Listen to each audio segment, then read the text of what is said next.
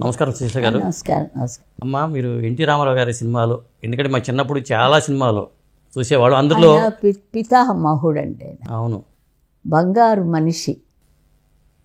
ఆయన ఎలాంటి మనిషి ఏమో కొన్ని కాలాల తర్వాత పుట్టచ్చు. ఈ కాలానికి మాకు ఒక రామావతారంలాగా వచ్చారు. అయితే రాముడు కృష్ణుడు అన్నీ వేశారు, కానీ కృష్ణుడు ఎవరు? నాగేశ్వరరావు గారు.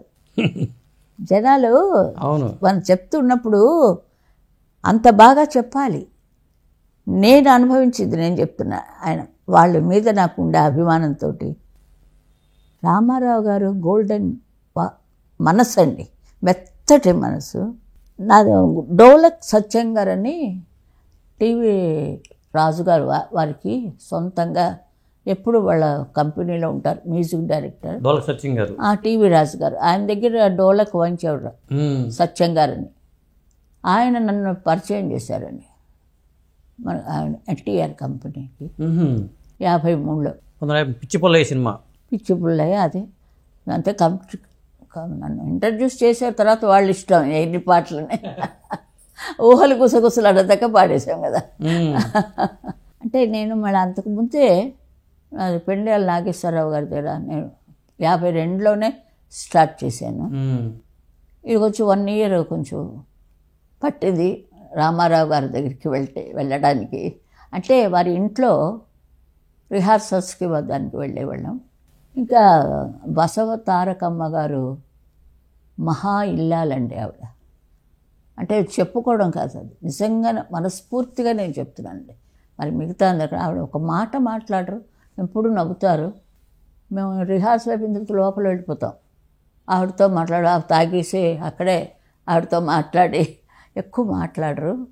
ఆవిడ ఎంతోమంది పిల్లల్ని రామారావు గారికి ఇచ్చారు. పిల్లలు అంతమంది చల్లగా వాళ్ళందరూ 100 ఏళ్ళు చల్లగా ఉండాలి రామారావు గారు.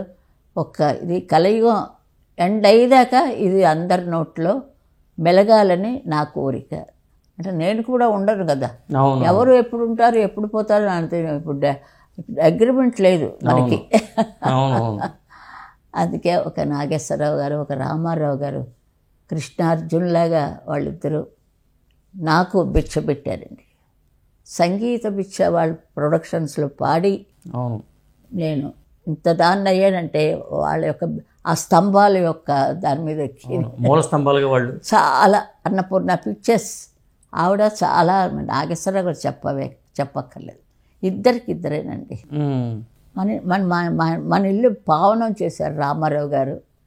అప్పుడు నాకు కొంచెం అదే మా వారు ఇదవడం నుంచి ఇంటికే వచ్చేసారు. ఇంటికి చక్కగా మఠం వేసుకొని కూర్చొని మా అని చెప్పి నన్ను ఓదార్చి ఒక గంట ఉన్నారు. ఇక్కడ ఆ సోఫాలో కూర్చొని మఠం వేసుకొని కూర్చున్నారు. అప్పటికే తెలుగుదేశం ఆ బట్టలు ఉన్నాయి, తెలుగుదేశం అప్పటికే ఆయన ముఖ్యమంత్రి అయిపోయి ఉంటారు. అలాగే అనుకుంటాను. అంతకుముందు ఏంటంటే ఏదో వచ్చిందండి, కరువు కాటకాలు లాంటివి ఏవో. అది ఉప్పిన తుఫాన్ వచ్చిందండి. తుఫాన్ ఉప్పిన అవి అందరూ ఏకం. సినిమా వాళ్ళు దూరంగా ఉంటారండి, ఏదైనా వచ్చిందని అందరూ కలిసిపోతారు. అది చాలా అంతమందికి తెలియదు. ఎందుకంటే నేను ఇన్ని భాషల్లో పాడడం నుంచి కొంచెం అది కూడా వస్తుంటుంది. తమిళ అలాంటివి ఏదో వస్తుంటుంది. అప్పుడు రామారావు గారు నాకు కబురు పెట్టించారు. ఇక్కడి నుంచి అయింది, నన్ను ఓదార్చారు. అంతకుముందు ఇది ఆయన మామూలుగా షూటింగ్ చేస్తున్నప్పుడు అప్పుడు ఒక 2 బస్సులు ఆఫీస్ నుంచి ఇద్దరు నేను కూడా వెళ్ళాను. కళాకారులు అందరం తీసుకెళ్లారు. అవునండి, ఆర్టిస్టులు, లేడీస్ ఆర్టిస్టులు. అమ్మ బాబోయ్, సూర్యకాంత్ అమ్మగారు నా ఫేవరెట్ ఆర్టిస్ట్ ఆవిడ. అదే గుడ్డమ్మ కదా అలా వెళ్ళిందంటేనండి ఆవిడదేనండి. ఈ ఎవరు పేరేం పెట్టారు దానికి? రామారావు గారికి ఏదో పేరు పెట్టాడు, గుండక్క. అది వాళ్ళ ఇంట్లో పెట్టి నీకు పెళ్లి చేస్తానులే ఉండు అంటుంది. అంటే అక్కడి నుంచి ఆయన పాట కోలో కోలో నా కోలో నా భవిష్యత్ అండి. ఆ పాట నిజంగా దానికి తగినట్టుగా సావిత్రి గారు మూతులు తిప్పుకుంటూ సౌండ్ నేను ఉన్నానండి. అది అంత బాగా అది అత్తుకుపోయేటట్టండి. గుండమ్మ కథ 1000 సార్లు చూసినా మాకు నవ్వులు వస్తాయి. ప్రజలకి అంత మంచి సబ్జెక్టు అందించారు నాగిరెడ్డి గారు, చక్రపాణి గారు. అతను ఆ తర్వాత అంటే నావన్నీ అన్ని కొంచెం జ్ఞాపకం చేసుకుంటుండాలి. నాకు చాలా వయసు అయిపోయింది కదా. ఒక మంచితనం అంటే నాకేమి రాయడాలు గీయడాలు అవేమి రావు, చదువు రాదు. చదువుతాను అనుకోండి కానీ పెద్ద పాట చిన్నప్పటి నుంచి పాటలో ఉండడం నుంచి ఈ సినిమా పాటలు పాడుకోవడం, లతా మంగేష్కర్ పాటలు పాడుకోవడం ఇదే. ఎప్పుడు ఏడుకొండల అని పాడారు లీల గారు. రామారావు గారికి జోలపాట ఏదో అనుకుంటారు అదే. ఆ పాట నాకు చాలా ఇష్టం, అదే పాడేదాన్ని.